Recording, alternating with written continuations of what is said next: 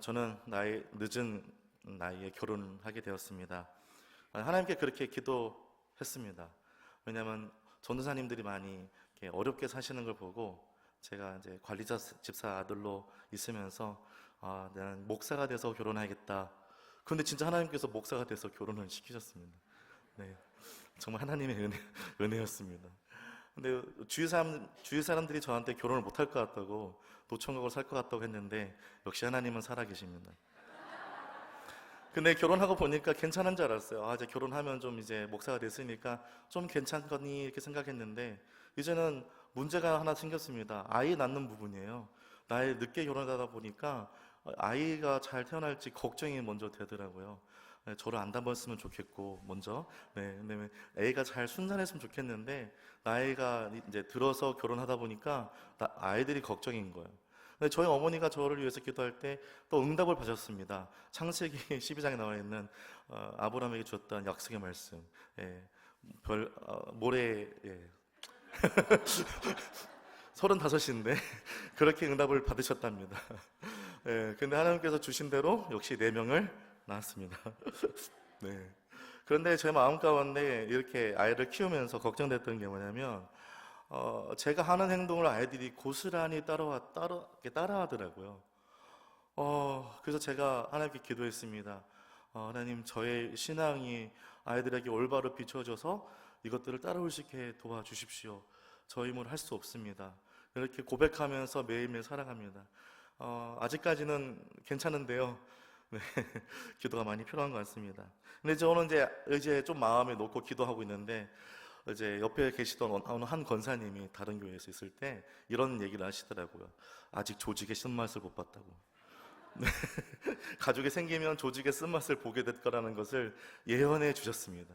예언대로 조직의 쓴맛은 이제 보고 있지만 행복한 가정을 끌고 있습니다. 오늘 사무엘상을 시작을 보시면 아이가 없어서 고통받는 한 여인이 나옵니다. 하나님께서 아이가 없고 고통받고 있는 이 한나를 보시고 이 한나에게 하나님은 사무엘을 주셔서 가정을 회복하게 하십니다. 이처럼 영적인 다음 세대가 없는 이스라엘 속에, 고통 속에 죽어가는 이스라엘에게 하나님은 하나님 나라가 다시 회복될 것이라고 이렇게 예표로 사무엘을 낳게 하시죠. 다시 한번 기회를 주시는 하나님, 저처럼요. 그러나 이스라엘은 점점 하나님 관계가 어떤 관계인지 여러분 다 알고 계실 겁니다. 오늘 사무엘상 3장 1절입니다. 같이 읽습니다. 시작.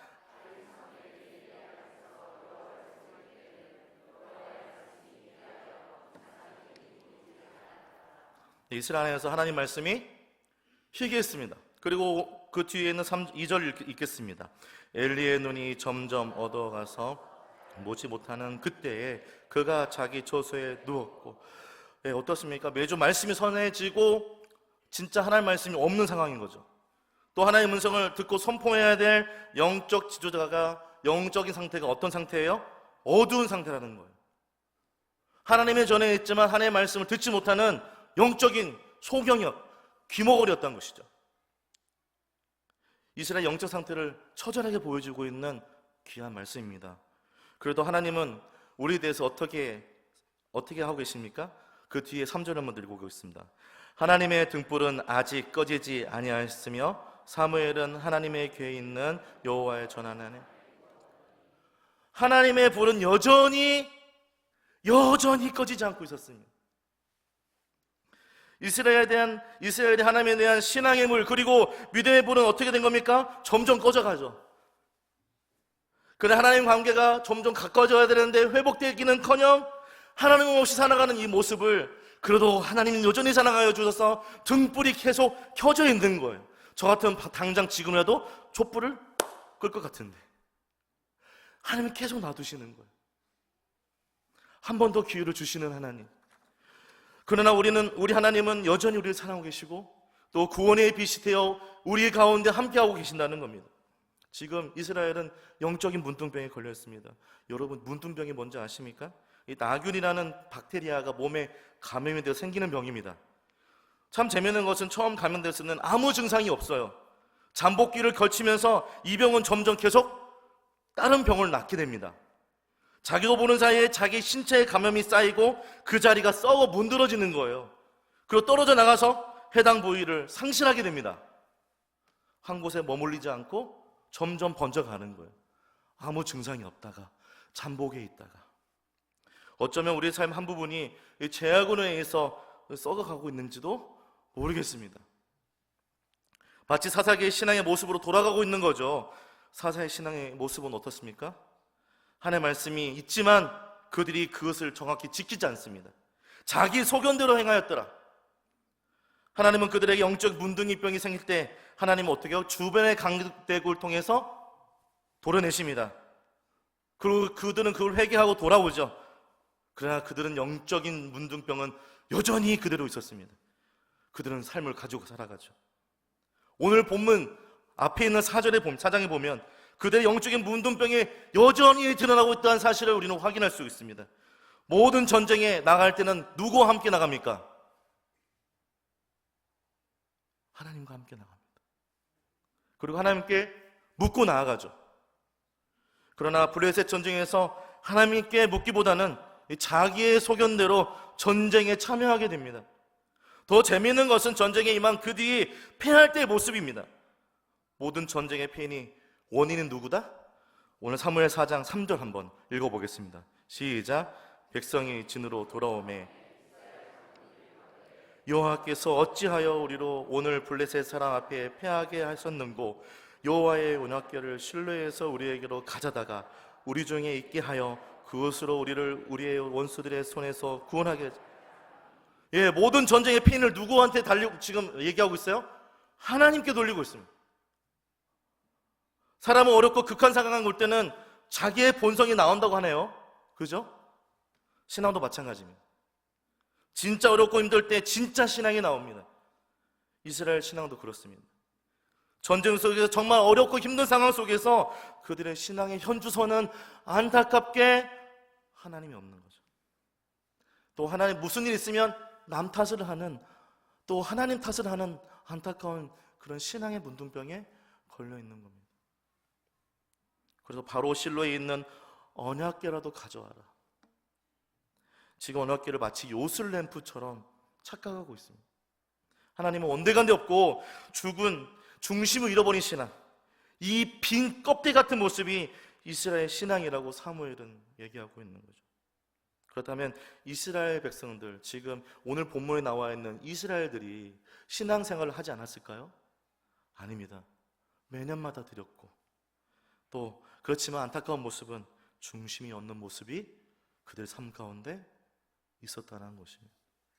설교를 준비하면서 나도 이런 신앙을 소유할 수 있겠다는 생각을 했습니다. 우리 성도님들한테 뭐라고 하는 거 아니라 제 안에 저도 이 자리가 익숙하고 또 하나님을 섬기는 자리가 익숙해서 내 안에 영적인 문둥병이 있는지도 모르고 살아갈 수 있겠다.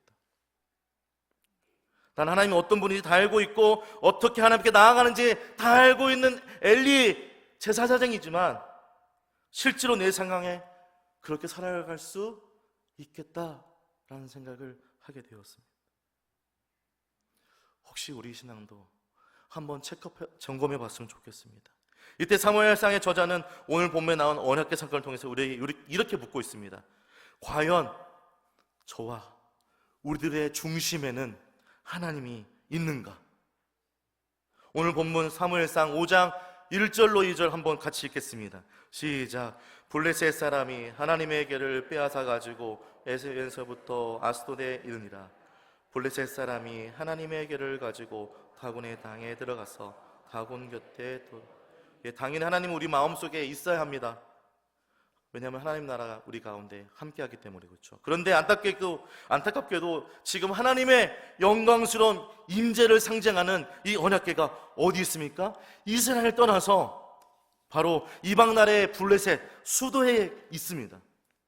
그 수도의 중앙에 보면 높은 산이 있었고 그 높은 산 위에 신전이 있는데 그 이방인들이 다 볼 수 있는 그 높은 산, 이방인을 섬기고 있는 그 신전에 누가 같이 하고 있는 겁니까?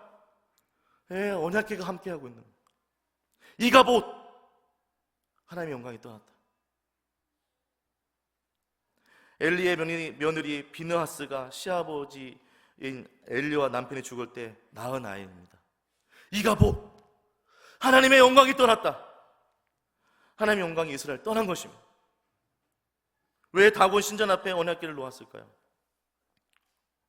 물론 그 당시 전쟁은 싸움에서 지면 그 진 쪽에 있는 신을 갖고 와서 신전에 갖다 놓습니다. 왜냐하면 그때 당시의 신들은, 각 나라에 있는 신들은 기능을 가지고 있었어요. 풍요의 신, 번영의 신, 또 추수할 수 있는 이런 신들에 대한 특징들을 놓고 그들한테 빌면서 그들의 풍요와 그들의 모든 재산을 그들한테 비는 거죠. 그래서 그들이 만약에 전쟁에서 승리한 승리자들은 패자의 신상을 갖고 와서 그들의 높이 선전에다가 그들의 패자의 신을 올려놓습니다. 왜냐하면 자기들이 풍요를 위해서요. 그리고 그 자리에 하나님과 함께하고 있는 거죠. 좀 마음이 우울하지 않으십니까? 원래 언약궤는 누구를 통해서 이스라엘부터 어디론가를 이동하게 됩니까? 누구를 통해서? 민수기 4장 15절입니다. 민수기 4장 15절 함께 읽습니다. 행진할 때 아론과 그의 아들들이 성소와 성소의 모든 기구 덮기를 필하거든 고핫 자손이 와서 맬 것이니라. 그러나 성물은 만지지 말지니 죽을까 하노라. 회막 물건 중에서 그것은 뭐라고 자세히 설명하고 있습니까? 언약궤를 맬 수 있는 사람은 오직 한 사람이었습니다. 레위인, 그 중에서 고핫 자손. 함부로 만질 경우 다 죽습니다. 그런데 지금 언약궤가 어디 있어요? 이방신, 다곤신이 있는 데 있어요. 어떻게 옮겼을까요? 어떻게 옮겼을까요? 만지면 다 죽는데 그것을 옮겨올 때 죽지 않았어요. 그것들을, 언약궤를 가지고 하나님을 어떻게 해요? 이방 신전 안에 모셔다 놓은 거예요. 이방 사람들이. 하나님이 이 본문을 통해서 우리에게 어떤 말씀을 주시는 것일까요? 앞에 있는 말씀을 들여다보면 이렇게 생각했습니다. 하나님이 이스라엘 볼 때 이 언약궤는 하나님이 함께하지 않는 그런 영광스러운 임재가 이제는 더 이상 아니다. 이가봇, 하나님의 영광이 떠났다. 이미 그 중심은 하나님이 없다. 그들이 가지고 있는 우상과 다를 것이 없다는 거죠. 그래서 우상에 있는 신전에 언약궤를 갖다 놨다는 거예요. 우린 삶을 살아갑니다. 믿음을 하나님께 주시고 복음을 같이 우리 심령 가운데 주시고 아멘하고 믿는 모든 백성들에게 구원이라는 놀라운 선물과 그 은혜를 따라 살 수 있도록 우리에게 귀한 믿음의 길을 허락하셨죠. 그러나 삶을 살다 보면 어떤 일이 일어납니까? 같이 가야 될 때가 생깁니다. 같이 가는 건 문제가 되지 않습니다. 세상의 길과 같이 가는 건 당연한 일입니다. 그러나 어느 길에 가다 보면 어떻습니까? 하나님은 온데간데 없고 세상을 향해 나갈 때 우리의 마음과 생각이 다 세상에 뺏겨서서 마치 다곤 신전에 있는 언약궤처럼 되어버린 우리의 심령이 있을 수 있다는 겁니다. 이것은 우리 성경에서 우리에게 말씀하고 있습니다. 하나님의 말씀은 우리에게 이것을 말씀하고 있습니다. 하나님이 과연 너희 가운데 어디에 있느냐?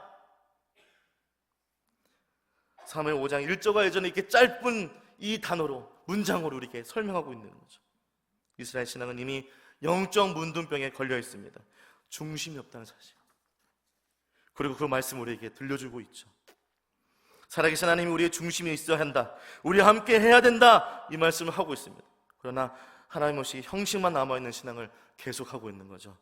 우상 같은 신앙이라고 우리에게 말씀하고 있습니다. 살면서 그 증거를 보여줘야 되는데 우상 같은 신앙을 우리가 가지고 있는 거예요. 여기서 끝나지 않습니다. 2절과 3절 다시 한번 읽어보겠습니다. 2절과 3절입니다. 시작. 블레셋 사람이 하나님의 결을 가지고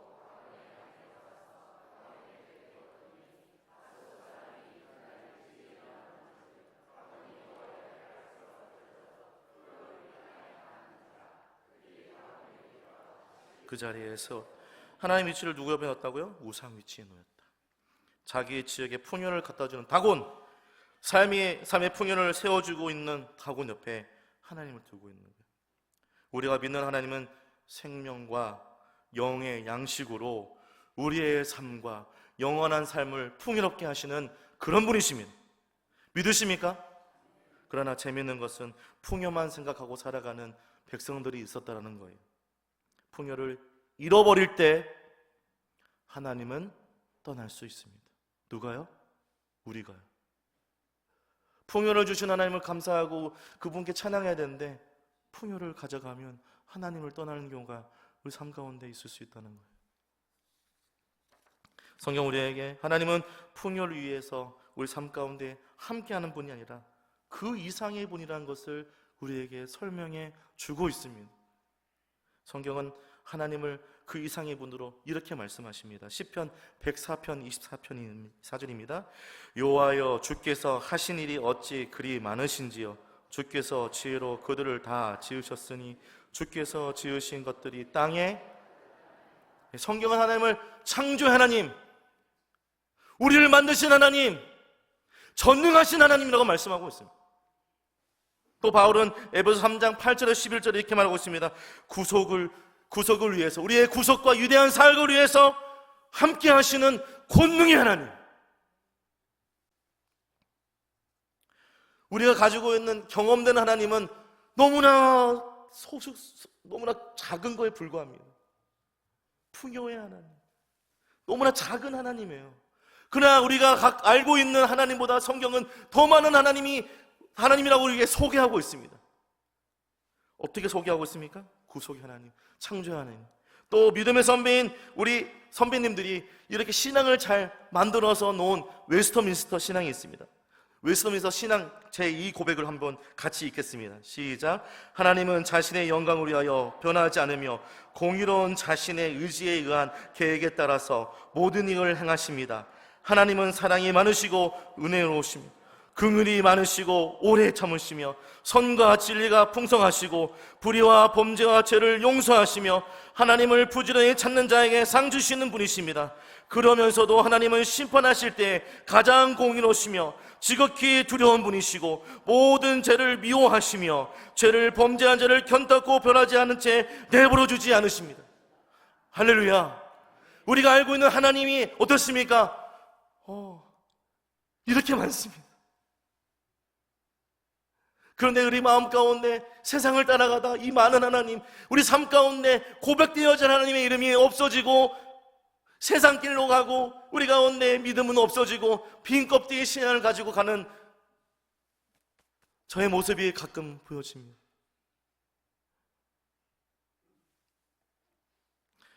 우리의 중심의 하나님은 어떤 분이십니까? 만약 여러분 우리의 삶 공간 속에서 중심의 하나님 대신 다른 것을 놓으셨다면 3절처럼 다 넘어뜨리십니다.